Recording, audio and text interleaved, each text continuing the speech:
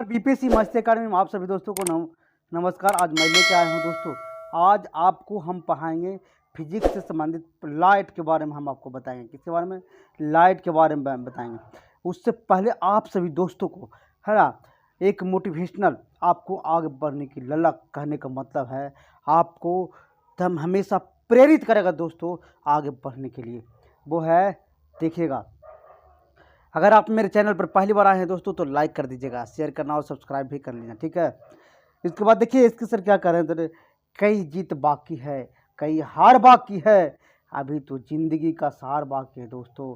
कई जीत बाकी है, कभी हार बाकी है ना, हार बाकी है, अभी तो ज़िंदगी का सार बाकी है।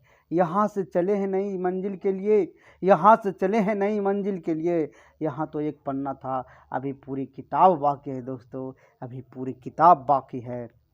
उसके बाद आते हैं दोस्तों, देखिए इसके सर है ना आपके सामने कैसे सब्सक्राइब करने के लिए कह रहे हैं। बस जिस स्टाइल में कर रहे उस स्टाइल में आप कर दीजिए सब्सक्राइब। उसके बाद अगर आप मेरे चैनल पर पहली बार आए हैं दोस्तों तो क्या कर देना है, लाइक कर देना है, कमेंट करना और शेयर कर देना है, ठीक है। उसके बाद आते हैं सब्सक्राइब कर देना है, क्या कर देना है, सब्सक्राइब कर देना है। और इस बेल आइकन घंटी को ऑल दबा देना है, बेल आइकन घंटी को क्या करना है, ऑल दबा देना है। इसके बाद आते हैं दोस्तों, हम लोग प्रकाश के बारे में पढ़ेंगे, जिससे बहुत सारे क्वेश्चन प्रतियोगिता परीक्षाओं में, रेलवे, बीपीएससी, एसएससी, एनटीपीसी, जो भी एग्ज़ाम है उसमें पूछे जाते हैं। देखिए लाइट है ना, प्रकाश विद्युत या ऊष्मा की तरह ऊर्जा का ही एक रूप है दोस्तों। यह वह ऊर्जा है, क्या है,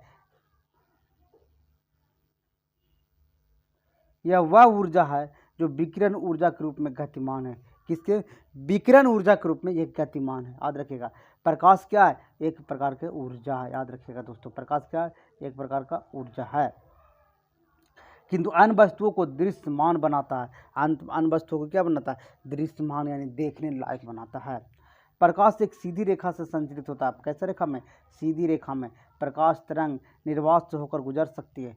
प्रकाश तरंग कैसा, निर्वात से होकर गुजर सकता है, किंतु ध्वनि तरंग ऐसा नहीं कर सकता है। ध्वनि तरंग हमेशा निर्वात में नहीं गुजरता दोस्तों, याद रखिएगा। ध्वनि तरंग हमेशा निर्वात में नहीं गुजर सकता है, लेकिन प्रकाश तरंग है जो निर्वात में गुजर सकता है। प्रकाश की दैत्य प्रकृति, वास्तव में प्रकाश दैत्य प्रकृति वाला है। कौन कौन होता है, प्रकाश का दैत्य प्रकृति दो होता है, एक तरंग प्रकृति होता है और दूसरा कण प्रकृति होता है। कौन कौन, एक तरंग प्रकृति भी होता है, एक दूसरा कण प्रकृति होता है। स्पष्ट है कि प्रकाश दोहरी विशेषताओं है ना रखता है, कभी कभी यह कणों के रूप में, कभी कभी तरंगों के रूप में व्यवहार करता है। देखिएगा, प्रकाश है कभी कभी किसके रूप में, कण के रूप में, और दूसरा कभी कभी तरंग के रूप में भी एक कार्य करता है। याद रखिए, यहाँ से क्वेश्चन आता है प्रकाश कैसा तरंग है, तो अनुप्रस्थ तरंग है। कैसा तरंग है, यहाँ से क्वेश्चन वेरी पूछे जाते हैं दोस्तों। प्रकाश तरंग कैसा, तो अनुप्रस्थ तरंग है। जबकि ध्वनि कैसा तरंग है, अनुदैर्घ्य तरंग है। ये भी क्वेश्चन बहुत बार पूछे गए हैं परीक्षा में, याद रखिएगा दोस्तों। अब आते हैं भिन्न भिन्न माध्यम में प्रकाश की चाल के बारे में पढ़ेंगे। निर्वात में क्या है, 3 × 10⁸ मीटर प्रति सेकेंड है ना। अब जल में क्या है, 2.2 यानी 2.25 × 10⁸ है ना। कांच में है 2 × 10⁸, और हीरा में क्या है 1.24 है ना 10⁸, याद रखिएगा। निर्वात में पूछता है बार बार, जल में पूछता है बार बार, कांच में होता है 2 × 10⁸, और हीरा में क्या होता है 1.24 या डायरेक्ट 124, याद रखिएगा। याद करने का एक तरीका होता है, डायरेक्ट 124 × 10⁸, लेकिन वहाँ पॉइंट आ जाएगा। ये नहीं समझिएगा कि हम मैंने आपको डायरेक्ट 124 1.24, लेकिन याद करने का आपको माध्यम बता रहे हैं। स्पष्ट है कि भिन्न भिन्न माध्यमों में प्रकाश की चाल भिन्न भिन्न होती है। प्रकाश की चाल सबसे अधिक निर्वात में होती है, याद रखिएगा। ध्वनि निर्वात में नहीं चल सकता, लेकिन प्रकाश चल सकता है, लेकिन सबसे ज्यादा चाल निर्वात में ही होता है प्रकाश की चाल। जिस माध्यम का अपवर्तनांक जितना अधिक होता है उसमें प्रकाश चाल उतने ही कम होता है, उसमें प्रकाश चाल क्या होता है, उतने ही कम होता है। यदि किसी माध्यम का अपवर्तनांक यू है, उस माध्यम में प्रकाश की चाल यू है ना, म्यू इसको बोला जाता है। तो निर्वात में प्रकाश की चाल क्या है, सी है। इसी पर हम लोग फार्मूला है ना, याद रखिएगा दोस्तों। म्यू बराबर क्या, यू बराबर क्या होगा, सी बटा म्यू, है ना। स्पष्ट है कि निर्वात में प्रकाश वेग और माध्यम में प्रकाश वेग के अनुपात को अपवर्तनांक कहते हैं, याद रखिएगा। निर्वात में प्रकाश का वेग, निर्वात में प्रकाश का वेग और माध्यम में प्रकाश का वेग, ये दोनों के जब अनुपात मिलाएंगे ना तो आवर्तनांक कहलाएगा। बस निर्वात में अलग रखेगा, आप माध्यम में अलग रखेगा, और दोनों के जो अनुपात मिलाएंगे तो इसी को अपवर्तनांक कहा जाता है। पानी का आवर्तनांक कितना होता है, 1.33, याद रखिएगा। पानी का आवर्तनांक कितना होता है, 1.33, लेकिन कांच का आवर्तनांक कितना होता है, कांच का होता है 1.50। कांच का आवर्तनांक कितना होता है, 1.50 होता है। आवर्तनांक को समानता ग्रीक अक्षर में है ना म्यू कहा जाता है। देखिए आ गया ना म्यू, यही नहीं बोलते, म्यू को प्रदर्शित किया जाता है।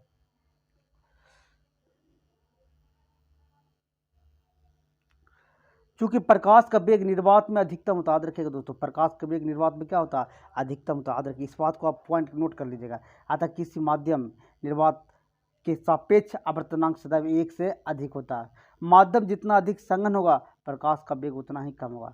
माने माध्यम अगर सघन होगा, सघन का मतलब होता है कि माने पूरा घना होना चाहिए, है ना, तो प्रकाश का वेग क्या होगा, कम होगा। लेकिन जितना विरल होगा प्रकाश का वेग उतना तेज होगा दोस्तों। अब आते हैं रिफ्रैक्शन ऑफ लाइट, यानी प्रकाश के अपवर्तन के बारे में हम लोग करेंगे। एक समान माध्यम से प्रकाश की किरण सीधी रेखा चलती है। एक समान माध्यम में प्रकाश की किरण क्या होती है, सीधी रेखा में चलती है।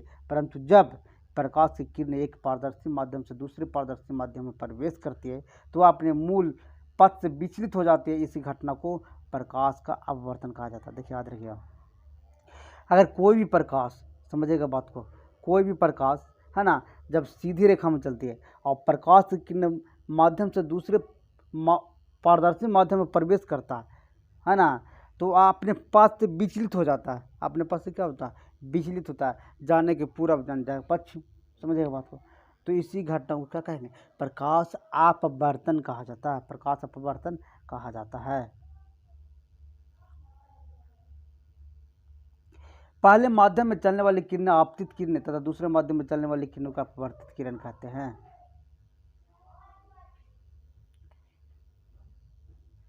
आपतित किरणें दो माध्यम के तल को पृथक करने वाले तल जिस बिंदु से स्पर्श करते हैं उसे आपतन बिंदु कहते हैं। कौन बिंदु कहते हैं, आपतन बिंदु कहते हैं।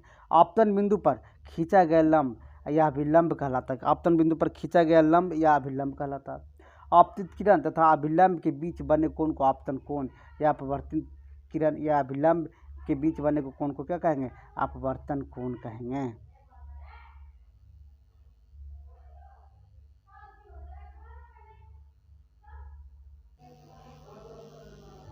देखिएगा यहाँ देखिए, नीचे वाला जो है सघन माध्यम, ऊपर वाला क्या है, विरल माध्यम।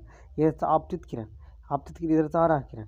आप देखिएगा यहाँ जब सघन माध्यम से टकराता है तो यहाँ क्या होता है, देखिए आपतित किरण अपवर्तित हो जाता है। अपवर्तित, यहाँ देखिए अभिलंब से जब हम देखते हैं तो कोण यहाँ आप बनता है, कहाँ, यहाँ पे कोण बनता है।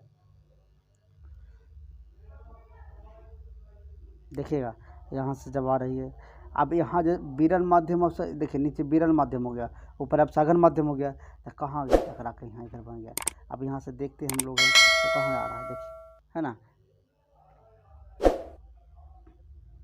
प्रयोग द्वारा देखा गया कि जब कोई प्रकाश की किरण विरल माध्यम से सघन माध्यम में प्रवेश करता है, बात समझेगा, ऊपर वाला सघन माध्यम हो तो सघन माध्यम से प्रवेश कर रहा है, अगर ऊपर वाला विरल माध्यम से सघन माध्यम में प्रवेश कर रहा है तो यह विलंब की ओर झुक जाती है। और जब प्रकाश किरण सघन माध्यम से विरल माध्यम में प्रवेश कर जाता है तो अब विलंब से क्या होता है, दूर हट जाता है। अब विलंब से दूर हट जाता है दोस्तों।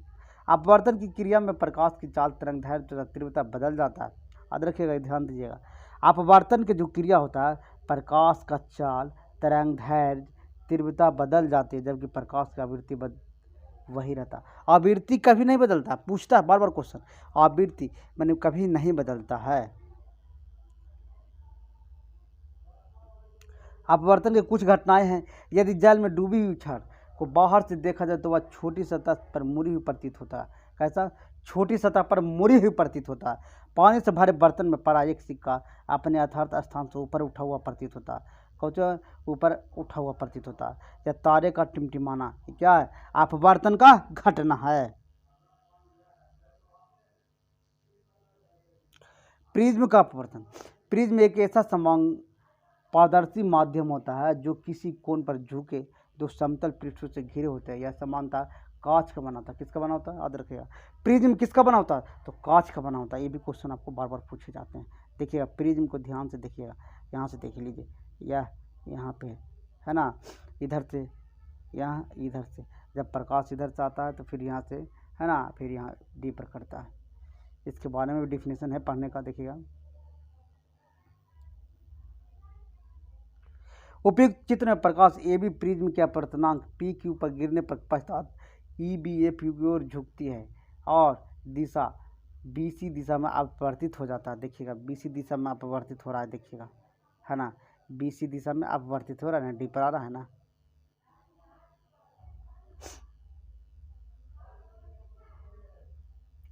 सीधी हुई दिशा में बाहर वायु से निकल जाती है। इस प्रकार प्रिज्म में ए बी सी डी एक किरण मार्ग है। अब आते हैं वर्ण विक्षेपण के बारे में। इससे क्वेश्चन बहुत सारे पूछे जाते हैं दोस्तों। अब देखिएगा, सूर्य श्वेत 7 रंगों का भिन्न भिन्न मिश्र रंग है। सूर्य का श्वेत प्रकाश 7 भिन्न भिन्न रंगों का मिश्रण प्रकाश है। ये 7 रंग है, कौन कौन? बैगनी, जामुनी, नीला, हरा, पीला, नारंगी एवं लाल है, जिसको बैनिया हैप्पी नाला के नाम से हम जानते हैं। जब सूर्य का प्रकाश श्वेत प्रकाश किसी प्रिज्म से होकर गुजरता है तो यह अपवर्तनांक पश्चात प्रिज्म के आधार की ओर झुकने के साथ साथ प्रकाश के अपवर्तन वर्णों में विभाजित हो जाता है। इस प्रक्रिया को प्रकाश का वर्ण विक्षेपण कहते हैं। समझिएगा बात को दोस्तों, है ना।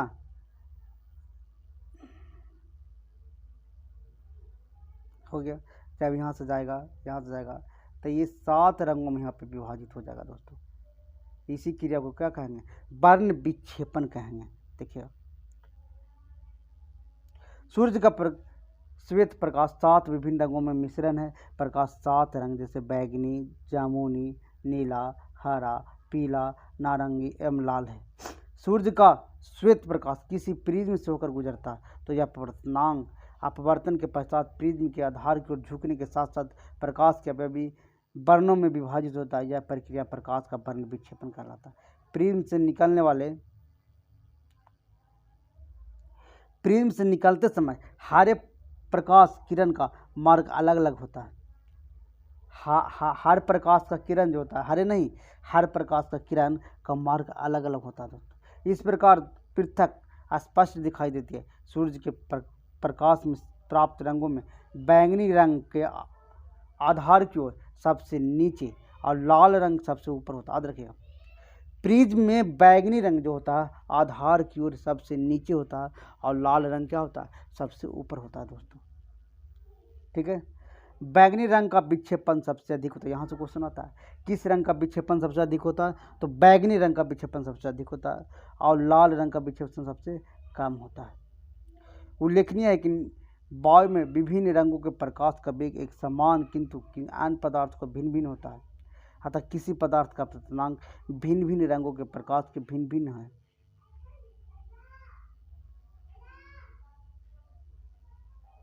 याद रखिएगा दोस्तों। अब आते हैं हम लोग पदार्थ को अपवर्तनांक। भिन्न भिन्न रंगों का प्रकाश भिन्न भिन्न होता है। कांच में बैगनी क्या प्रकाश का वेग सबसे कम, कांच में बैगनी प्रकाश का वेग सबसे कम तथा लाल का वेग सर्वाधिक होता है। इसी कारण बैगनी प्रकाश के कांच का अपवर्तनांक सर्वाधिक तथा लाल प्रकाश के लिए सबसे कम होता है। बैगनी रंग का तरंगदैर्घ्य सबसे कम तथा आवृत्ति सबसे अधिक होता है। बैगनी रंग का तरंगदैर्घ्य सबसे कम होता है लेकिन आवृत्ति क्या होता है? अधिक होता है। रखिएगा, यहाँ से क्वेश्चन भी पूछे जाते हैं। जबकि लाल रंग का तरंगदैर्घ्य सबसे अधिक, आवृत्ति क्या होता है? न्यूनतम होता है। देखिए, है श्वेत प्रकाश यहाँ से गुजर रहा है। इसके बाद देखिए 7 रंगों में विभक्त है ना। लाल सबसे ऊपर है और बैगनी सबसे नीचे है। क्रांति कोण तथा पूर्ण आंतरिक परावर्तन।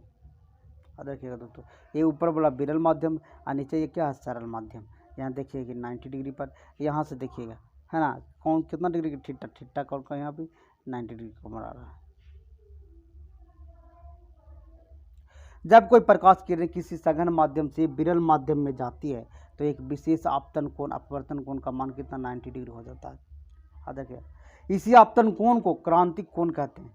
इसका मान दोनों माध्यम की प्रकृति तथा प्रकाश के रंग पर निर्भर करता है। दोनों माध्यम की प्रकृति तथा प्रकाश के रंग पर निर्भर करता है। कांच वायु का अंतःपृष्ठ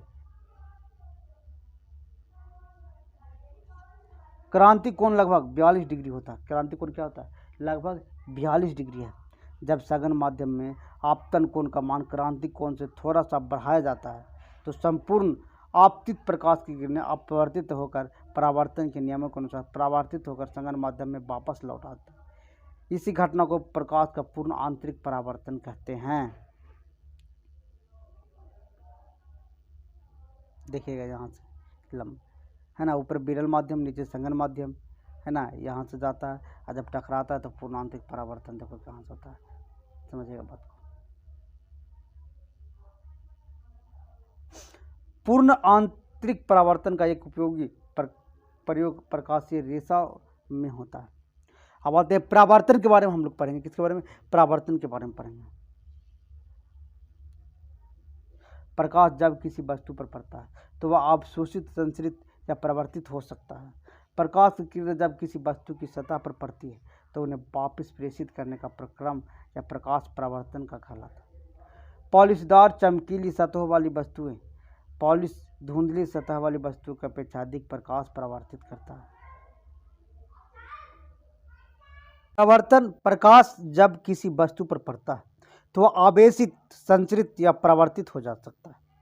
प्रकाश की किरणें जब किसी वस्तु की सतह पर पड़ती है तो उन्हें वापस प्रेषित करने का प्रक्रम या प्रकाश परावर्तन कहलाता है। यानी वापस चलाता तो परावर्तन कहलाता है। जैसे पॉलिशदार चमकीली सतह पर वस्तुएं पॉलिश या धुंधली सतहों वाली वस्तुओं की अपेक्षा अधिक प्रकाश परावर्तित होता है। अधिक प्रकाश परावर्तित होता है। रजत धातु प्रकाश के एक उत्तम परावर्तक है। दोस्तों याद रखिएगा, रजत धातु जो होता है प्रकाश का एक उत्तम परावर्तक है। रजत धातु प्रकाश का एक उत्तम परावर्तक है। अब आते हैं हम लोग दर्पण के बारे में पढ़ेंगे। एक चिकनी उच्च पॉलिशी परावर्तक सतह दर्पण कहलाती है। दर्पण मुख्यतः दो प्रकार का होता है। कौन? कितने प्रकार का? दो प्रकार का होता है, समतल दर्पण और गोलीय दर्पण। समतल दर्पण एक तरफ रजत धातु की चमकीली तह वाली कांच पतली चपटी या चिकनी सीट होती है। हमारे श्रृंगार में मेज में प्रयुक्त दर्पण जिससे हम अपने चेहरे को देखते हैं एक समतल दर्पण कहलाता है। अपने चेहरे को देखते क्या कहलाता है? समतल दर्पण कहलाता है। समतल दर्पण द्वारा बना हमारे चेहरे का प्रतिबिंब पर्दे प्राप्त नहीं किया जा सकता, उसे केवल दर्पण में अवलोकन करके ही देखा जा सकता है। इसलिए समतल दर्पण में हमारे चेहरे का प्रतिबिंब आभासी प्रतिबिंब का एक उदाहरण है। आभासी प्रतिबिंब काल्पनिक या अवास्तविक प्रतिबिंब कहलाता है। स्पष्ट है कि समतल दर्पण द्वारा बने प्रतिबिंब की प्रकृति क्या होता है? आभासी और सीधा। यहाँ से क्वेश्चन सीधे आपको उठा के आएंगे कि समतल दर्पण में कैसा प्रतिबिंब बनता है, तो प्रकृति आभासी एवं सीधा होता है। समतल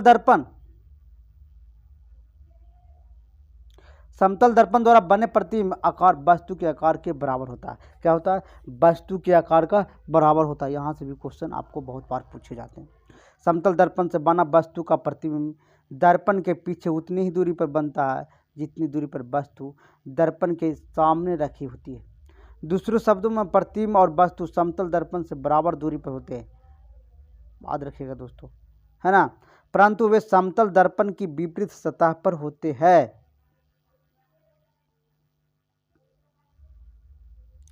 समतल दर्पण में बने प्रतिबिंब है ना पार्श्व उत्क्रमण होता है, अर्थात दर्पण के सामने खड़ा व्यक्ति अपना बायां हाथ उठाता है तो प्रतिबिंब में उसका दायां हाथ उठता दिखता है। समझिएगा, समतल दर्पण में अगर कोई व्यक्ति अपना बायां हाथ उठाएगा तो उसको कैसा नजर आएगा? उसका दायां हाथ उठता हुआ नजर आएगा। अब आते हैं गोलीय दर्पण के बारे में हम लोग पढ़ेंगे। इससे भी क्वेश्चन बहुत बार पूछे जाते हैं दोस्तों। तो गोलीय दर्पण है, गोलीय दर्पण वह दर्पण जिसकी परावर्तक सतह खोखले गोले का काटा भाग होता है। गोलीय दर्पण दो प्रकार का होता है, आपतल दर्पण होता है और अवतल दर्पण होता है।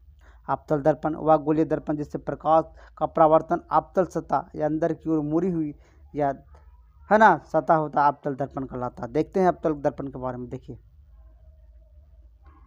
क्या है, हेलो दोस्तों, प्रकाश की परावर्तक अवतल सतह ये है और पेंट द्वारा रचित परत है ना, जिससे अवतल दर्पण कहते हैं। व्यक्ति के दांतों की परीक्षा करने के लिए, व्यक्ति के दांतों को परीक्षा करने के हेतु दंत चिकित्सक के दांतों की बर प्रतिम देखने के लिए अवतल दर्पण का प्रयोग किया जाता है। किसका? अवतल दर्पण का प्रयोग करते हैं। अवतल दर्पण को प्रकाश की तेज किरण पुंज को पाने के लिए टॉर्च वाहन, हेडलाइट, सर्च लाइट या परावर्तक के रूप में प्रयोग किया जाता है। अवतल दर्पण का हजामती दर्पण यानी दाढ़ी बनाने में प्रयोग किया जाता है। किसमें? दाढ़ी बनाने में प्रयोग किया जाता है। पूछता है, बार बार क्वेश्चन पूछा जाता है। अवतल दर्पण हजामती या दाढ़ी बनाने में प्रयोग किया जाता है, याद रखिएगा। अब आते हैं उत्तल दर्पण में। वह गोलीय दर्पण जिससे प्रकाश परावर्तक उत्तल सतह उभरी हुई होता है। कैसा होता है? उभरी होता है। परावर्तक जो सतह होता है उभरा हुआ होता है। देखिएगा यहाँ से, है ना, पेंट द्वारा रचित है। उत्तल दर्पण का उपयोग पीछे से आ रहे हैं यातायात को देखने के लिए या पक्ष दृष्टि दर्पण के रूप में उपयोग किया जाता है, यानी पिछला का भाग को देखा जाता है। अब आते हैं लेंस के बारे में पढ़ेंगे। तो लेंस दो वक्र पृष्ठ अथवा वक्र पृष्ठ एक समतल पृष्ठ से घिरा एक समान पारदर्शी माध्यम होता है। वक्र पृष्ठ या गोलीय, बेलनाकार अथवा परवलयाकार हो सकते हैं। अधिकतर पृष्ठ गोलीय ही होते हैं।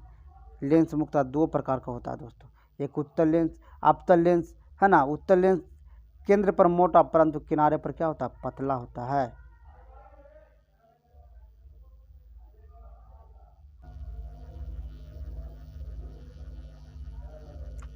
उत्तल लेंस केंद्र पर मोटा और परंतु किनारे पर पतला होता है। ये देखिए उत्तल लेंस, है ना।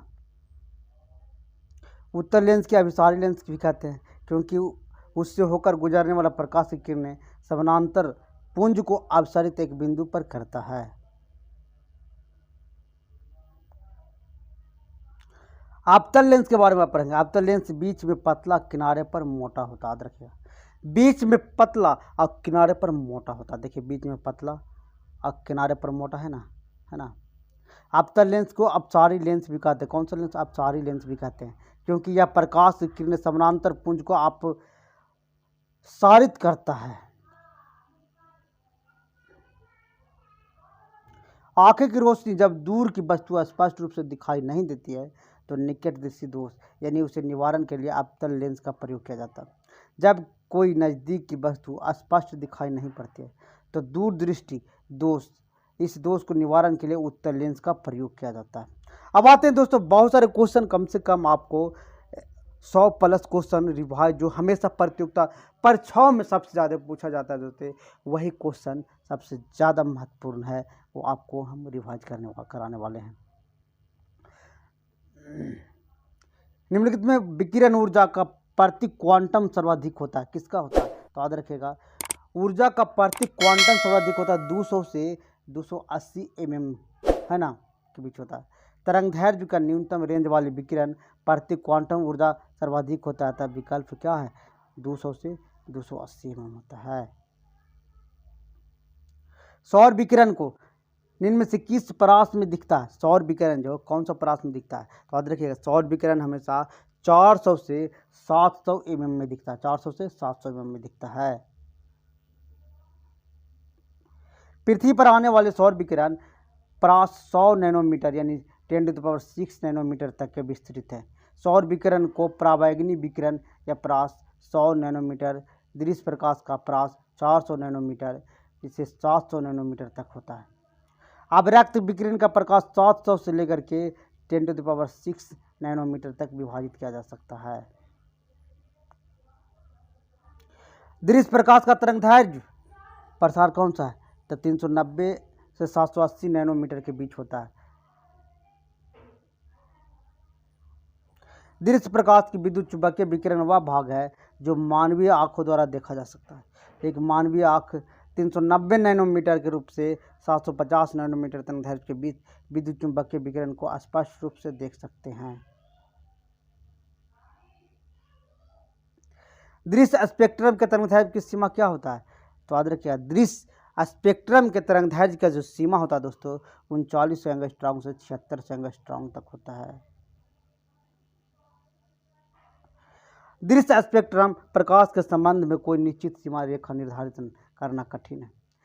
वह व्यक्ति की उम्र, आँख की क्षमता तथा प्रकाश स्रोत की दूरी, तीव्रता आदि बातों पर निर्भर करता है।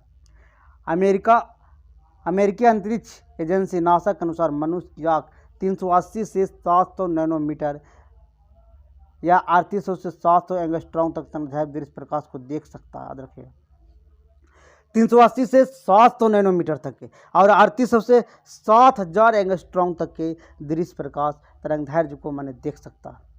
लेकिन एनसीईआरटी की पुस्तकों में इसकी सीमा 400 से 700 नैनोमीटर तक रखी गई है।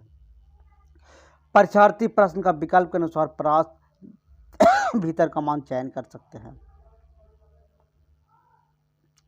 मानव आँख दृश्य प्रकाश के जिस तरंगदैर्घ्य के लिए सर्वाधिक सुग्राही होता है वह 5500 एंगस्ट्रॉम।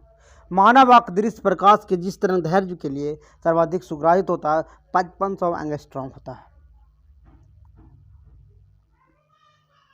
मानव आँख दृश्य प्रकाश के लगभग 5500 एंगस्ट्रॉम नैनोमीटर तरंगदैर्घ्य के लिए सर्वाधिक सुग्राही होती है। दृश्य प्रकाश की तरंगदैर्घ्य 400 नैनोमीटर से 700 नैनोमीटर तक होता है। मानव नेत्र दृश्य प्रकाश की माध्यम तरंगदैर्घ्य वाली किरणें, विशेषकर पीले हरे रंग की प्रकाश किरणें तरंगदैर्घ्य के प्रति सर्वाधिक सुग्राही होता है। दोस्तों,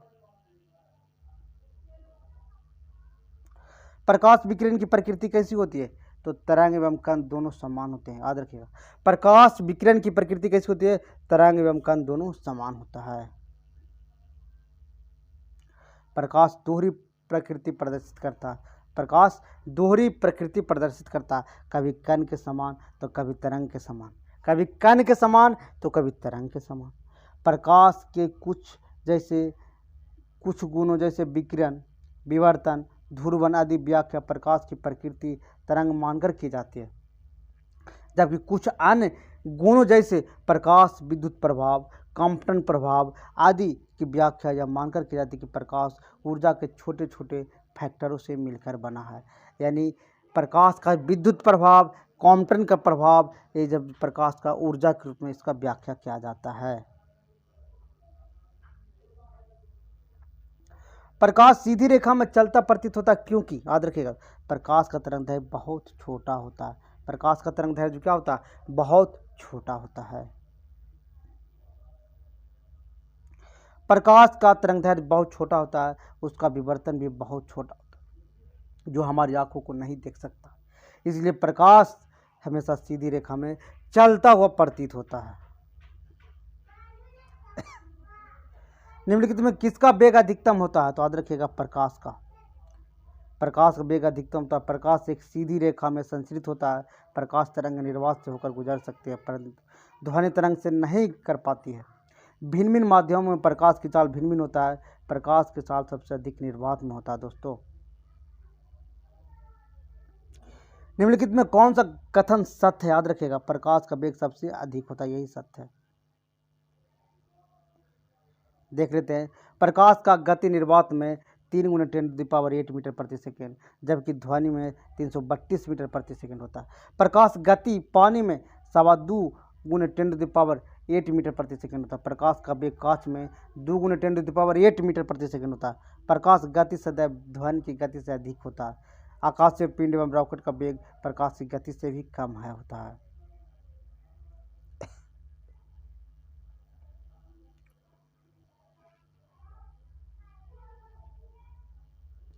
प्रकाश का शून्यावकाश में वेग अनुपात क्या है? याद रखिए, 3 × 10⁸ मीटर प्रति सेकेंड। प्रकाश की गति क्या है? तो 3 × 10⁸ मीटर प्रति सेकेंड। प्रकाश का वेग अधिकतम होता है, जान लीजिएगा, निर्वात में होता है। प्रकाश का वेग अधिकतम निर्वात में होता है। इससे प्रकाश का वेग इस प्रकार है, देखिएगा, 2.99 × 10⁸ मीटर प्रति सेकेंड।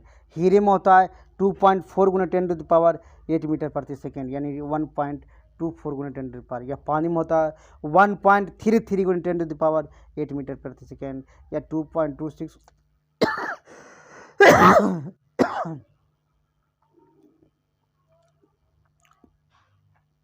पानी में होता है 2.26 × 10⁸ मीटर प्रति सेकेंड होता है। हाइड्रोजन में 2.98 × 10⁸ मीटर प्रति सेकेंड होता है। प्रकाश की गति किसके बीच जाते हुए न्यूनतम होता है? तो कांच के बीच। जिस वस्तु या पदार्थ का अपवर्तनांक ज़्यादा होता है उसमें प्रकाश की गति न्यूनतम होती है।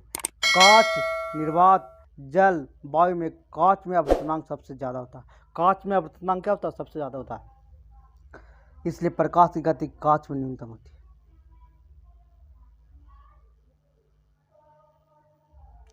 हवा में प्रकाश की चाल निर्भर करती है किस पर? याद रखिएगा दोस्तों, हवा में प्रकाश की चाल निर्भर करता है ना, विद्युत चुंबकीय ऊर्जा एक प्रकार का, है ना। तो इसमें कोई नहीं होगा, इसमें डॉट लगा हुआ है दोस्तों।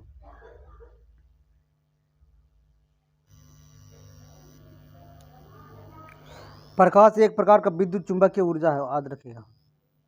किसी माध्यम में प्रकाश का वेग उस माध्यम प्रकाश घनत्व पर निर्भर करता है जो माध्यम के भौतिक घनत्व से भिन्न भिन्न होता है। किसी माध्यम में प्रकाशित घनत्व जितना अधिक होगा प्रकाश का वेग उतना ही कम होगा।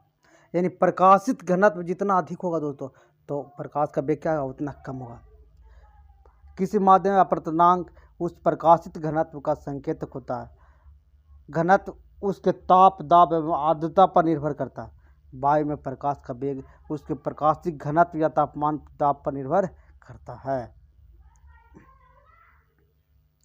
सूर्य का प्रकाश धरती की सतह पर पहुंचने में लगने वाला समय क्या कहलाता है? लगभग कितना होता है? तो 8 मिनट कितना है? 8 मिनट 5 सेकेंड। सूर्य का प्रकाश पृथ्वी की सतह तक पहुंचने में 499 सेकेंड लगते हैं। मिनट में अगर बदलते हैं तो 8.3 मिनट लगता है। सूर्य पृथ्वी की तक प्रकाश पहुंचने में लगभग लगता है 8 मिनट।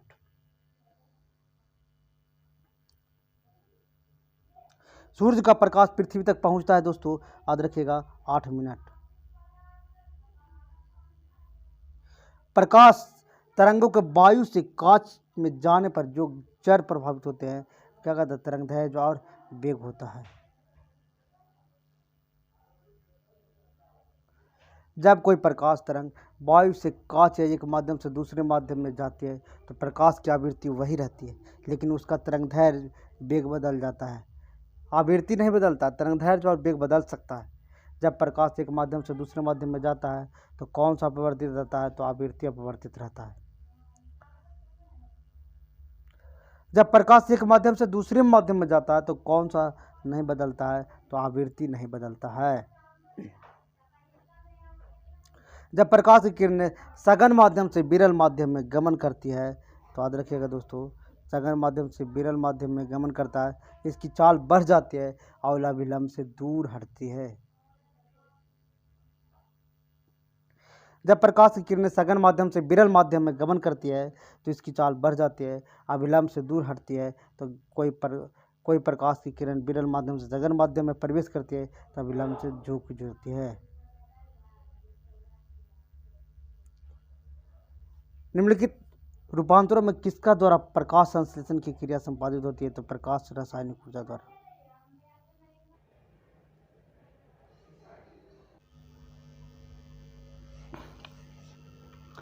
निम्नलिखित में रूपांतरों में किसके द्वारा प्रकाश संश्लेषण की क्रिया संपादित होता है?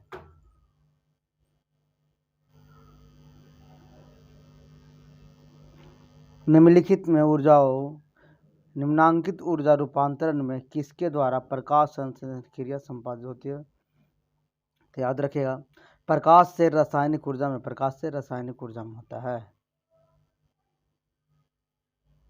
प्रकाश संश्लेषण एकमात्र ऐसी जैविक प्रक्रिया है जिसमें अत्यधिक मात्रा में सूर्य की प्रकाश की ऊर्जा को रासायनिक ऊर्जा में बदला जाता है।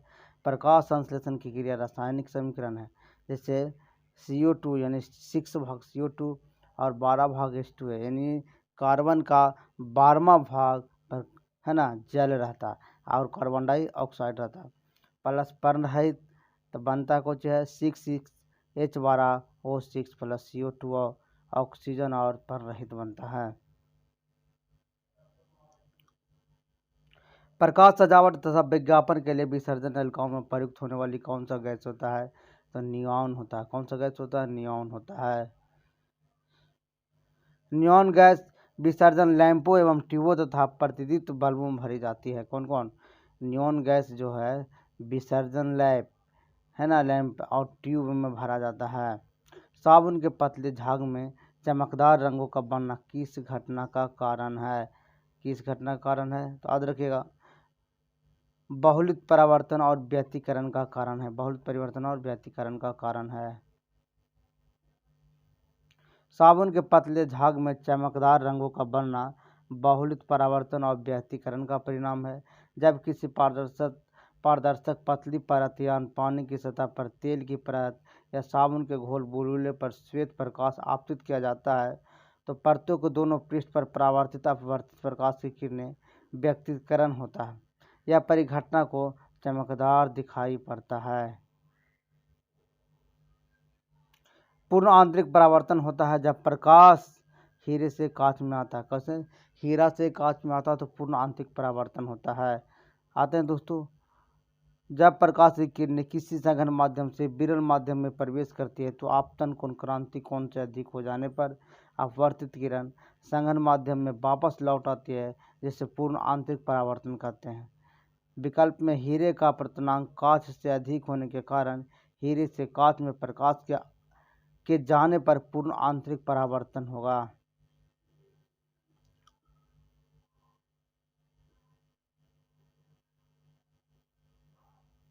प्रकाश तंतु जिस सिद्धांत पर काम करता है वह है क्या है? पूर्ण अभ्यंतर यांत्रिक परावर्तन।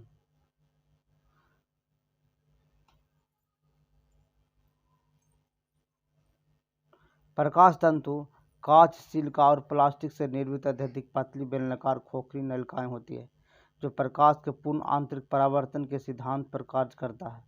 इनके प्रकाश ऊर्जा का किसी प्रकार का क्षय नहीं होता है। प्रकाश ऊर्जा का ऑप्टिकल फाइबर में संचरण निम्नलिखित घटनाओं का द्वारा प्रयोग किया जाता है तो पूर्ण आंतरिक परावर्तन द्वारा प्रयोग किया जाता है। निम्नलिखित में से किस परिघटना का उपयोग ऑप्टिकल फाइबर में किया जाता है तो पूर्ण आंतरिक परावर्तन पर किया जाता है। तंतु प्रकाशीय संचार में संकेत किस रूप में प्रवाहित होता है तो प्रकाश तरंग के रूप में होता है। तंतु प्रकाश संचार एवं एक प्रणाली है जिसमें सूचनाओं की जानकारी एक स्थान से दूसरे स्थान तक ऑप्टिकल फाइबर के माध्यम से प्रकाश बिंदु पर भेजी जाती है। अब आते हैं 30 नंबर क्वेश्चन। निम्नलिखित तत्वों पर विचार कीजिए। तंतु प्रकाश से पूर्ण आंतरिक परावर्तन तथा सिद्धांत पर आधारित है। प्रकाश तंतु संचार तंत्र में ऊर्जा उपयोग अत्यधिक कम होता है। प्रकाश तंतु संचार रेडियो आवृत्ति अवरोधक से मुक्त होता है। भारत में प्रकाशीय तंतु निर्माण रिरोव उद्योग समूह में संपन्न होता है। इसका सही उत्तर हो जाएगा दोस्तों 1, 2, 3 नंबर। प्रकाश तंतु या ऑप्टिकल फाइबर सिलिका से बनी हुई पत्ती बेलनाकार नलिकाएं होती है जो प्रकाश के पूर्ण आंतरिक परावर्तन के सिद्धांत पर कार्य करता है। इसमें प्रकाश ऊर्जा का किसी प्रकार का क्षय नहीं होता है। प्रकाशीय तंतु संचार तंत्र में ऊर्जा का उपयोग अत्यधिक कम होता है। वैद्युत चुंबकीय अवरोधक और रेडियो आवृत्ति अवरोधक से मुक्त होते हैं। वर्ष 2000 में स्टेटलाइट कंपनी समूह द्वारा भारत में प्रकाशित तंतु का निर्माण प्रारंभ किया जाता है, न कि रिलायंस उद्योग द्वारा। अब आते हैं 30 नंबर क्वेश्चन। मरीजों को पेट के अंदर परीक्षण करने हेतु डॉक्टर द्वारा एंडोस्कोप किस सिद्धांत पर काम करता है तो याद रखिएगा प्रकाश का सकल आंतरिक परावर्तन सिद्धांत पर काम करता है।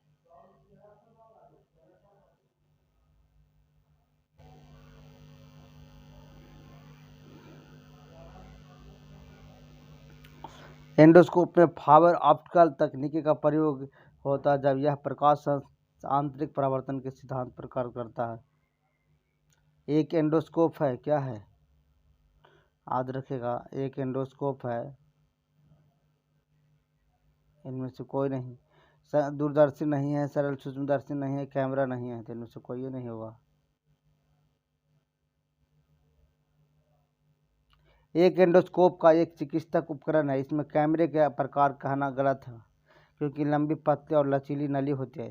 प्रकाश और एक वीडियो कैमरे की व्यवस्था होती है। इसमें उपयोग चिकित्सक मानव शरीर के आंतरिक भागों का चित्र लेने के लिए करते हैं। मानव के प्राकृतिक छिद्रों जैसे मुंह, नाक रास्ते शरीर में प्रवेश कराया जाता है। मृग मरीचिका का कारण क्या है? तो प्रकाश का पूर्ण आंतरिक परावर्तन।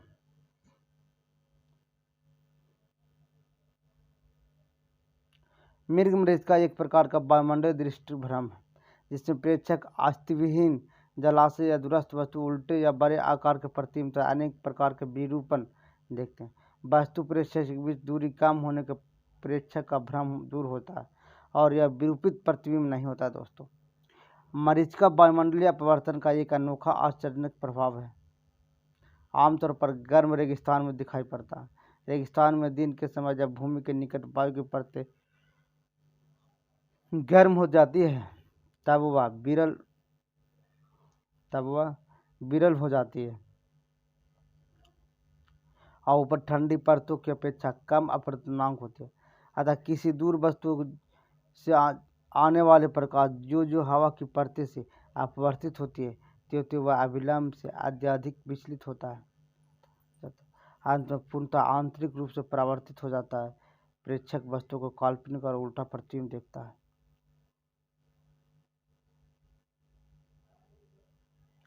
मरीचिका का वर्णक उदाहरण क्या है? कुल आंतरिक परावर्तन है।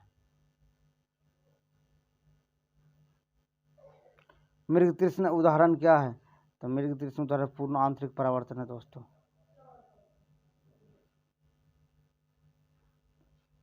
निम्नलिखित प्राकृतिक तत्वों पर विचार कीजिए। सी 1 या 3 होगा, है ना? 1 या 3 स्थलीय तापमान और प्रकाश अपवर्तन।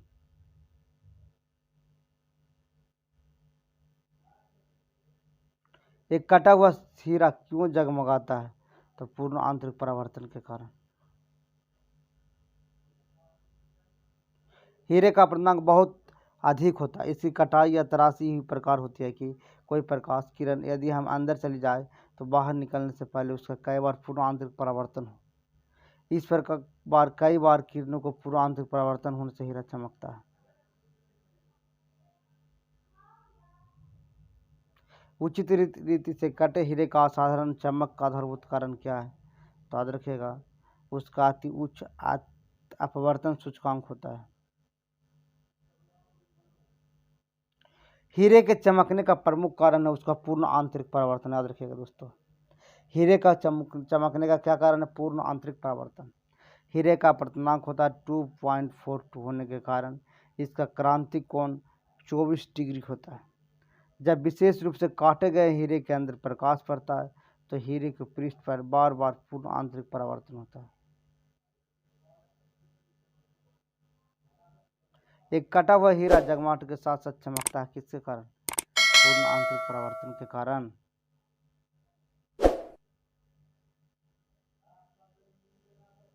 एक कटा हुआ हीरा जगमगाता है किससे? पूर्ण आंतरिक परावर्तन के कारण।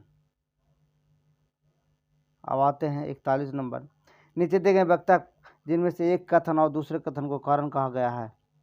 हीरे अपने आकार के अनुकारी कांच से अधिक झिलमिलाता है। दूसरा, हीरे का अपवर्तनांक कांच के अपवर्तनांक से कम है। ये दोनों गलती होगा। ये सही परंतु आर गलती है। हीरे का झिलमिलाहट अधिक अपवर्तनांक म्यू यानी 2.4 के कारण होती है। इसका क्रांतिक कोण कम होता है तथा इसके विभिन्न बिंदुओं से प्रकाश का पूर्ण आंतरिक परावर्तन हो जाता है। यही कारण है कि हीरे का अपवर्तनांक ही आकार के कांच से अधिक झिलमिलाता है, जबकि कांच का अपवर्तनांक 1.51 है। इसी कारण कथन ए सही है, आर गलत है।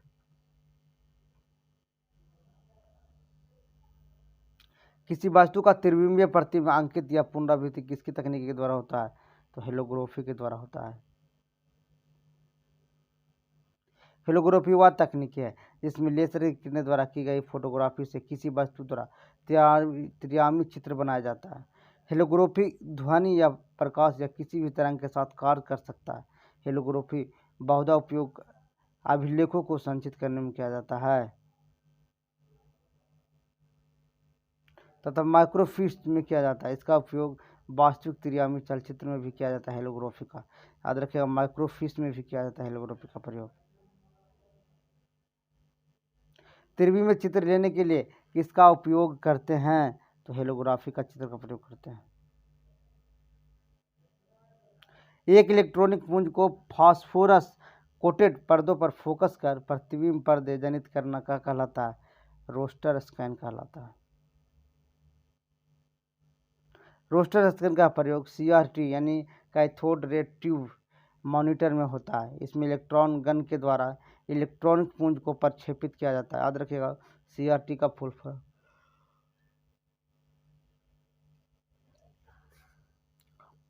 Cathode ray tube. रामन का प्रभाव का प्रकाश की उन किरणों का संभव है जो आर पार जाती है सभी पारदर्शी माध्यम में। रामन प्रभाव के अनुसार एकल तरंगदैर्घ्य प्रकाश की किरणें जब किसी पारदर्शक माध्यम से ठोस द्रव या गैस से गुजरती जाती है तब इसकी परिकिरण किरणें अध्ययन किया जाए तो उसमें मूल प्रकाश की किरणें, आंतरिक स्थिरता और बहुत कम तीव्रता की किरणें उपस्थित होती है। इनके रमन किरण कहते हैं। ध्वनि के पुनरुत्पाद के लिए एक CD कॉम्पैक्ट डिस्क प्लेयर में प्रयुक्त होता है। क्या होता है? लेजर बीम का प्रयोग किया जाता है। CD प्लेयर में प्रयुक्त लेंस पराबैंगनी लेजर प्रकाश को उत्सर्जित करता है। CD चमकदार सतह को परावर्तित ध्वनि उत्पन्न करता है। जब CD का ऑडियो वीडियो प्रणाली में प्रयुक्त होने वाली कॉम्पैक्ट डिस्क सूर्य के प्रकाश में देखी जाती है, इंद्रधनुष के समान दिखाई पड़ते हैं। इसकी व्याख्या की परावर्तन विवर्तन जिसे रिफ्लेक्शन और डिफ्रेक्शन की परिघटना के आधार पर होता है। ऑडियो और वीडियो प्रणाली प्रयुक्त होने वाली कॉम्पैक्ट डिस्क की सतह सुरक्षितों को लेकर कॉन्टिक होती है जो थिन फिल्म की भांति कार्य करती है। परावर्तन एवं विवर्तन की परिघटना जिम्मेदार होती है। CD का सूर्य के प्रकाश में देखने पर इंद्रधनुष रंग दिखाई देने के कारण होता है। निम्नलिखित कथनों पर विचार कीजिए। दीर्घ तरंगदैर्घ्य वाले प्रकाश से प्रकीर्णन लघु तरंगदैर्घ्य वाले प्रकाश की प्रकीर्णन कहीं अधिक होता है, कहीं अधिक होता है। गलत है। जल दृश्य प्रकाश की गति में 0.95 गुना होता है। हाँ, जल दृश्य प्रकाश की गति में निर्वात में 0.95 होता है। और अतिचालक वाहन का पता लगाने के लिए पुलिस ने डॉपलर के परावर्तित लघु रेडियो तरंग का प्रयोग किया करते हैं। Option 4 number.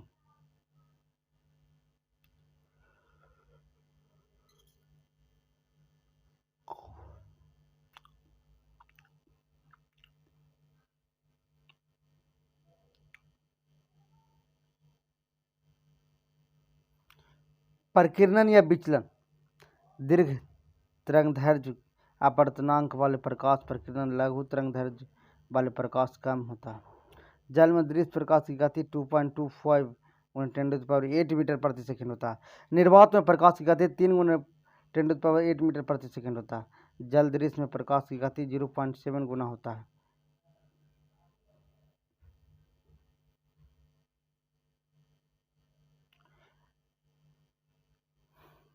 रेटिना पर निर्मित प्रतिबिंब उद्दीपन हटाने के लिए 1/16 सेकंड बाद बना रहता है। दूरदर्शन के संकेत में निम्नलिखित निश्चित दूरी के बाद दूरदर्शन के संकेत एक निश्चित दूरी के बाद नहीं मिल सकते हैं क्योंकि पृथ्वी की सतह वक्राकार होती है। पृथ्वी की सतह वक्राकार होने के कारण दूरदर्शन के संकेत एक निश्चित दूरी के बाद नहीं मिल सकते हैं क्योंकि सिग्नल्स पृथ्वी की सतह से न टकराकर आगे बढ़ जाएंगे।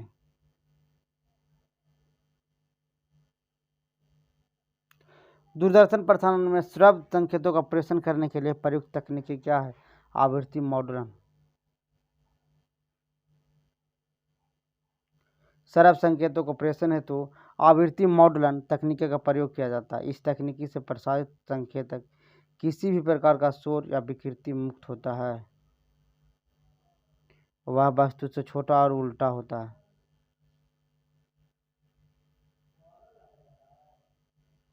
रेटिना पर वस्तु का प्रतिबिंब उल्टा, छोटा और वास्तविक बनता है। प्रतिबिंब बनने का संदेश तंत्रिका द्वारा मस्तिष्क तक पहुंचता है।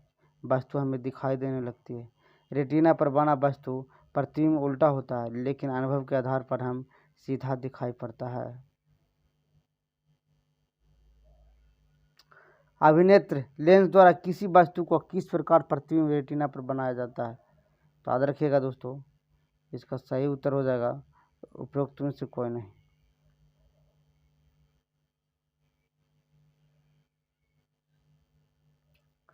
क्या मुख्य कारण है कि एक आँख की अपेक्षा दो आँख होना अधिक उपयुक्त है?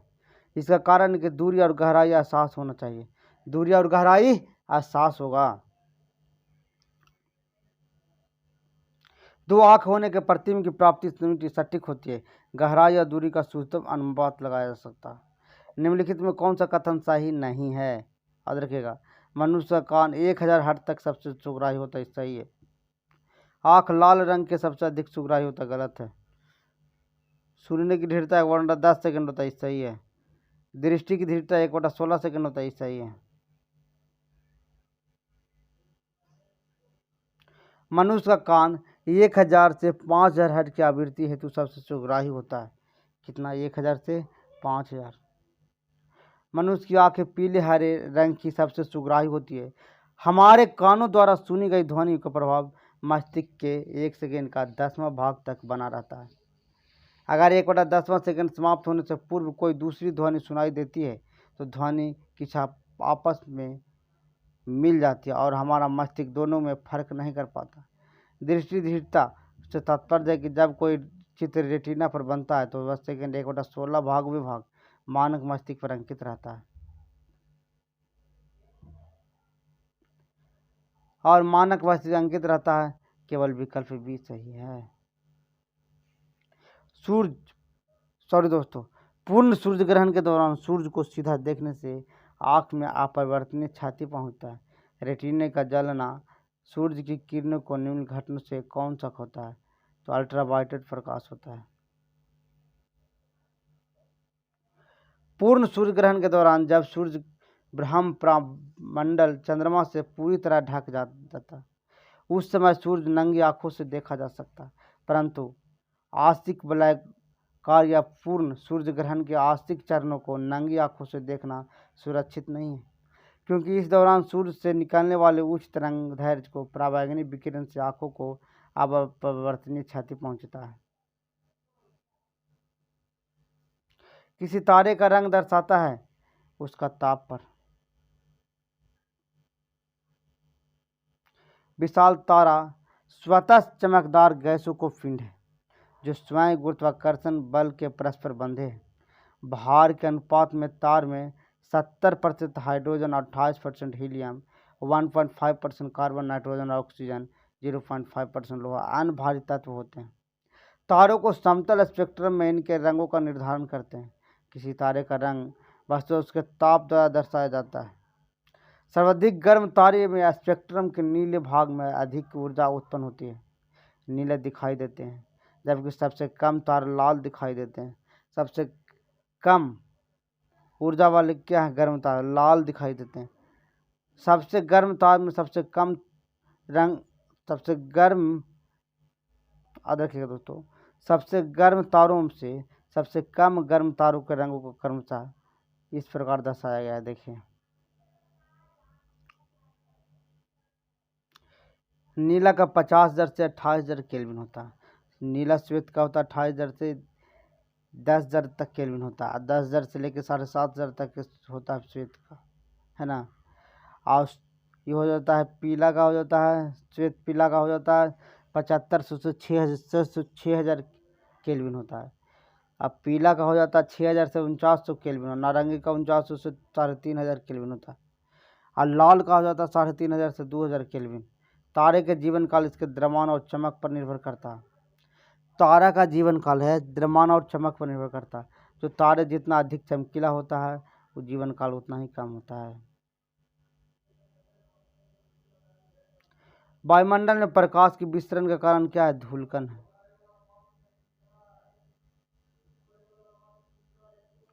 सूर्य का प्रकाश विभिन्न रंगों का मिश्रण होता है।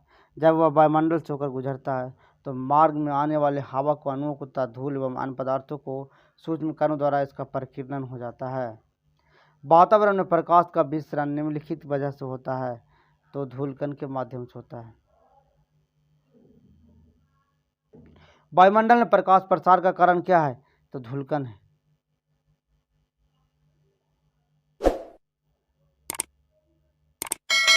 प्रकाश का रंग निर्धारित होता है उसके तरंगदैर्घ्य पर। प्रकाश का रंग निर्धारण उसके तरंगदैर्घ्य पर होता है। भिन्न भिन्न रंगों का प्रकाश तरंगदैर्घ्य भिन्न भिन्न होता है। लाल रंग का प्रकाश तरंगदैर्घ्य लाल अधिक, बैंगनी का प्रकाश तरंगदैर्घ्य सबसे कम होता है। किस रंग का सबसे लंबा तरंगदैर्घ्य होता है? तो लाल का होता है।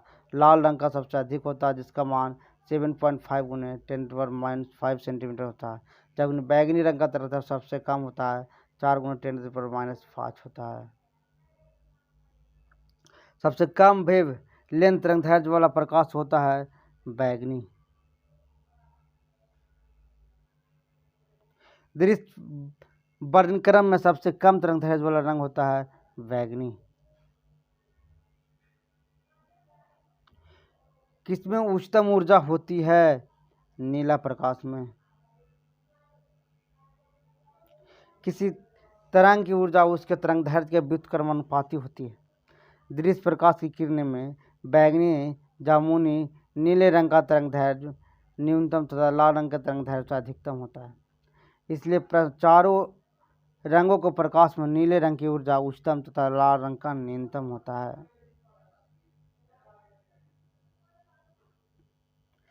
श्वेत प्रकाश में उपस्थित निम्नलिखित में रंगों में कौन सा रंग शीशा के प्रिज्म द्वारा सबसे कम विचलित होता है? तो लाल रंग। निर्वात अथवा वायु में भिन्न भिन्न रंगों के प्रकाश का वेग एक समान किसी अन्य पदार्थ के भिन्न भिन्न होता है। अतः किसी पदार्थ आवर्तनांक का भिन्न भिन्न रंगों का प्रकाश के लिए भिन्न भिन्न होता है। कांच शीशा में बैंगनी रंग का प्रकाश का वेग सबसे कम, लाल का प्रकाश का वेग सर्वाधिक होता है। इसी कारण कांच के प्रिज्म से गुजरने पर सफ़ेद प्रकाश में उपस्थित विभिन्न रंगों को लाल सबसे कम और बैंगनी सबसे अधिक होता है। प्रकाश के दृश्य वर्णक्रम में लाल प्रकाश हरे प्रकाश की अपेक्षा अधिक ऊर्जा स्वेहित करता है ना। लाल प्रकाश का तरंगदैर्घ्य हरे प्रकाश के तरंगदैर्घ्य से अधिक होता है। तो इसका सही उत्तर हो जाएगा दोस्तों, ये गलत है परंतु और सही है। लाल प्रकाश का तरंगदैर्घ्य हरे प्रकाश के तरंगदैर्घ्य से अधिक होता सही है। लाल प्रकाश का तरंगदैर्घ्य 700 नैनोमीटर, हरे रंग का तरंगदैर्घ्य से 530 नैनोमीटर से अधिक होता है। प्रकाश के अलग अलग रंग की ऊर्जा उसके तरंगदैर्घ्य व्युत्क्रमानुपाती होता है।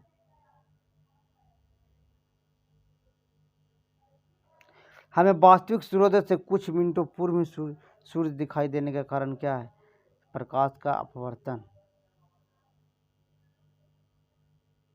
प्रकाश के अपवर्तन के कारण सूर्योदय के कुछ समय पहले या सूर्यास्त के कुछ समय बाद सूर्य क्षितिज नीचे होने पर दिखाई पड़ता है अपवर्तन के कारण।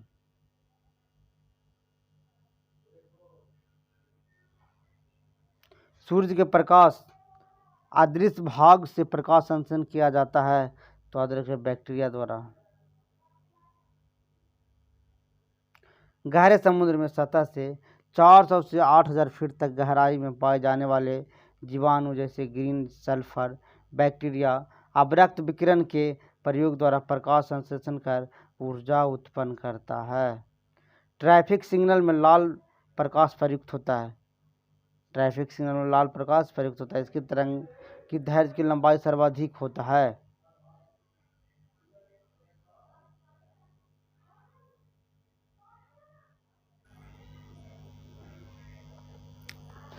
लाल रंग का तरंगदैर्घ्य सबसे अधिक होता है, जबकि बैंगनी रंग का तरंग सबसे कम होता है। प्रकीर्णन तरंगदैर्घ्य के व्युत्क्रमानुपाती होता है, अतः लाल रंग सबसे कम प्रकीर्णित होता है या दूर से सर्वाधिक स्पष्ट दिखाई देता है। इसी कारण ट्रैफिक सिग्नल में लाल रंग का प्रयोग किया जाता है। 73 नंबर, खतरे का सिग्नल लाल रंग बनाया जाता है। सही है। लाल रंग का प्रकीर्णन सबसे कम होता है। ठीक है, ये दोनों सही है। इसका सही आंसर कौन है? ए आर दोनों सही है। आर ए का सही व्याख्या है। खतरे का सिग्नल लाल रंग का बनाए जाने के कारण सर्वप्रमुख कारण यह है कि लाल रंग सबसे कम प्रकीर्णित होता तथा दूर से सर्वाधिक स्पष्ट दिखाई देता। वायु कणों में कम विकिरण होने वाले लाल रंग व्यक्ति तथा अधिक मात्रा में पहुँचता दिखाई पड़ता तथा उद्देश्य की पूर्ति करता है। नीले रंग का प्रकीर्णन सबसे ज़्यादा होता है सूर्योदय सूर्यास्त के समय। जब सूर्य किरणें सर्वाधिक दूरी पर तय करती है तब प्रकाश सबसे अधिक लाल हमारे पास तक पहुंचता है। शेष रंगों का मार्ग प्रकीर्णन हो जाता है। इसी कारण हमें सूर्य लाल दिखाई पड़ता है। आकाश का रंग नीला होने के कारण इसे निहित सूर्य से दूर हम सूर्य का प्रकाश नहीं बल्कि प्रकीर्णित रंगों को देखते हैं। बैगनी और तत्पश्चात जामुनी नीले रंग का प्रकीर्णन सर्वाधिक होता है, इसलिए आकाश हमें नीला दिखाई पड़ता है। आकाश नीला दिखाई पड़ता है क्योंकि नीले के प्रकाश का प्रकीर्णन सबसे अधिक होता है। आकाश नीला लगता है क्योंकि लघु तरंग दीर्घ तरंग की अपेक्षा वायुमंडल द्वारा अधिक प्रकीर्णन होता है। खतरे के संकेत के लिए लाल प्रकाश का प्रयोग किया जाता है। तो आप देखिएगा दोस्तों, इसका प्रकीर्णन सबसे कम होता है।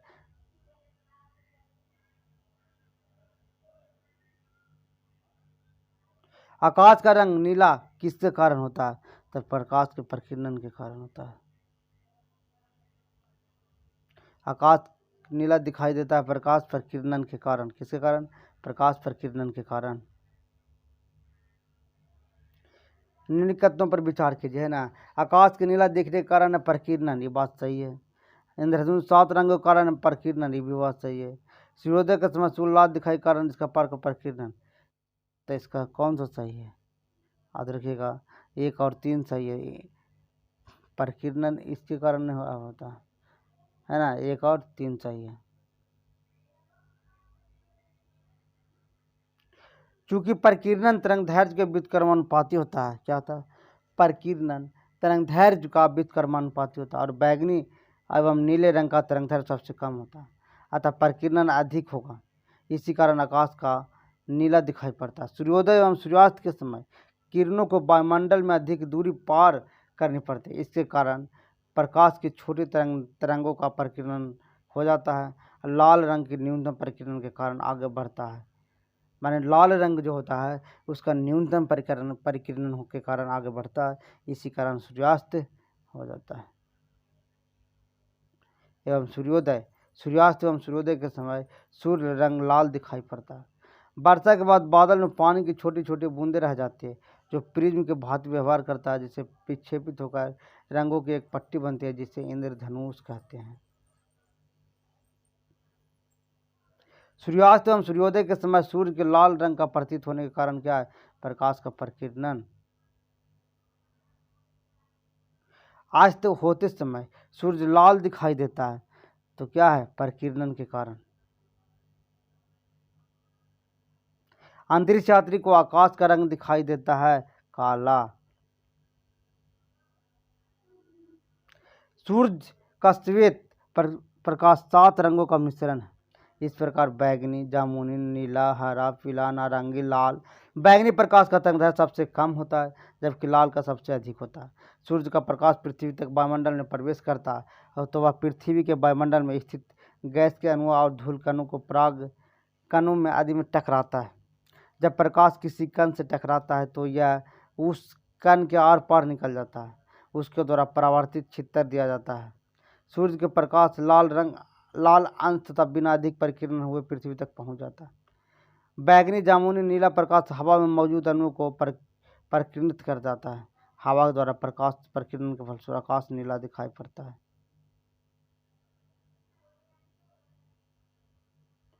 प्रकाश प्रकीर्णन के परिणाम स्वरूप आकाश हमें नीला दिखाई देता है।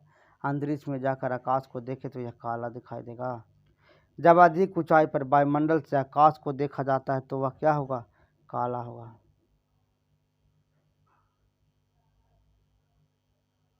समुद्र नीला प्रतीत होता है किसके कारण? आकाश के परावर्तन तथा जल करने के द्वारा प्रकाश के प्रकीर्णन के कारण। किसी रंग विकिरण का प्रकीर्णन तरंगदैर्घ्य के चतुर्थ घात के विकर्ण अनुपाती होता है। बैगनी और नीले रंग के तरंगदैर्घ्य सबसे कम है, यही कारण है कि इनका प्रकीर्णन अधिक होता है। समुद्र का रंग नीला दिखाई पड़ता है। घास का रंग हरा दिखाई देता है क्योंकि यह हरे रंग का प्रकाश हमारी आंखों पर परावर्तित करता है। हरी घास की पत्तियों पर पड़ने वाले प्रकाश की पत्तियों में उपस्थित प्रकाश संश्लेषी वर्णक मुक्ता लाल, बैगनी, नीला और नारंगी प्रकाश का अवशोषित करता है। हरे रंग का प्रकाश को परावर्तित करता है, इसे पत्तियां हरा दिखाई पड़ता है। आते हैं दोस्तों 86 नंबर क्वेश्चन। प्रसारी विश्व के संकल्प आधारित है किसके कारण? डॉपलर प्रभाव के कारण है। डॉपलर प्रभाव के कारण प्रसारी विश्व की संकल्पना डॉपलर प्रभाव पर आधारित है। डॉपलर प्रभाव के कारण आकाशगंगाओं को केंद्र से आने वाले प्रकाश से उत्पन्न लाल विचलन यह दर्शाता है कि वे हमसे दूर जा रही है, अतः हर दिशा में ब्रह्मांड का विस्तार हो रहा है। मान लीजिए कि पृथ्वी से पश्चिमगामी हो रहे हैं। एक रॉकेट यान की चाल प्रकाश के वेग का 2/10 है। रॉकेट यान में स्थित यात्रियों जो प्रकाश नीला दिखाई दे रहा है वह पृथ्वी पर स्थित किस रंग का दिखाई देगा? याद रखिएगा, पीला दिखाई देगा। पृथ्वी पर स्थित प्रक्षेप को दिखने वाला प्रकाश का रंग ज्ञात करने के लिए निम्न सूत्र है। ठीक है, देख लीजिएगा सूत्र दोस्तों।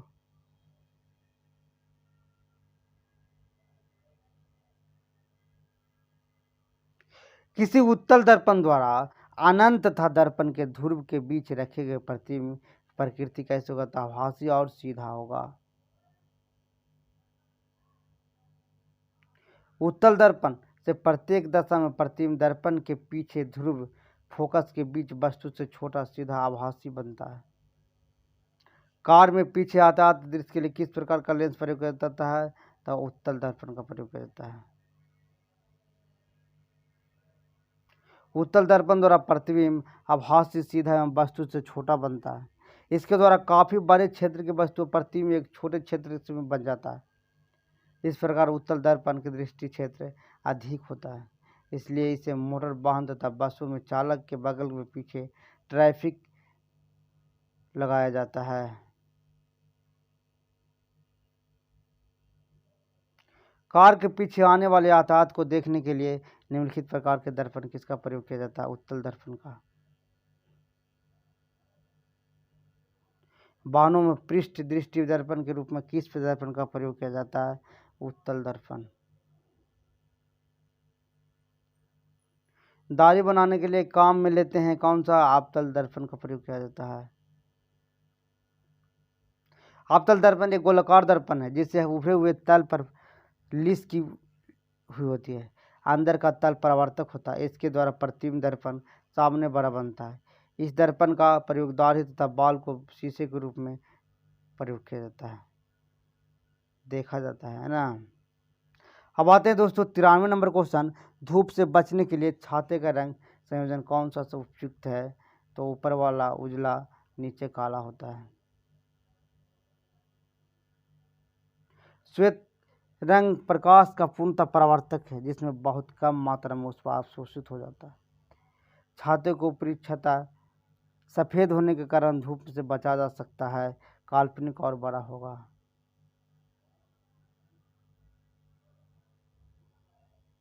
खगोलीय दूरदर्शी से बना अंतिम प्रतिबिंब आभासी और बड़ा होता है।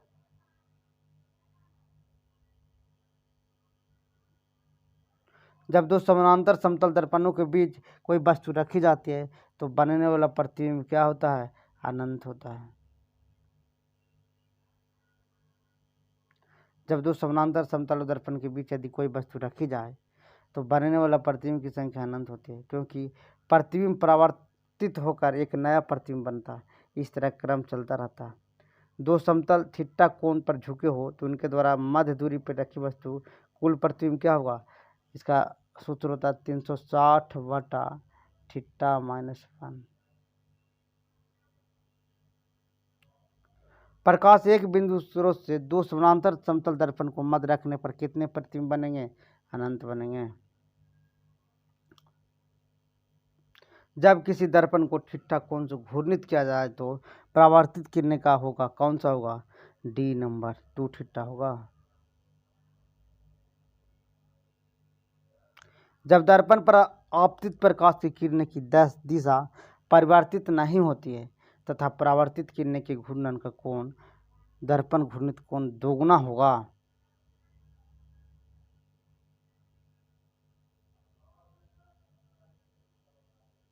प्रकाश में 7 रंग होते हैं। रंगों को अलग अलग का क्या तरीका है? तो एक प्रिज्म से अलग अलग किया जा सकता है, एक प्रिज्म से अलग किया जा सकता है। एक प्रिज्म से रंगों को अलग अलग किया जा सकता है। श्वेत प्रकाश का रंग मिलने से बनता है, यानी 7 रंग के मिलने से बनता है। प्रिज्म से होकर गुजरने पर अलग अलग तरंगदैर्ध्य के कारण 7 रंगों का प्रकाश अलग अलग होकर पट बनते हैं।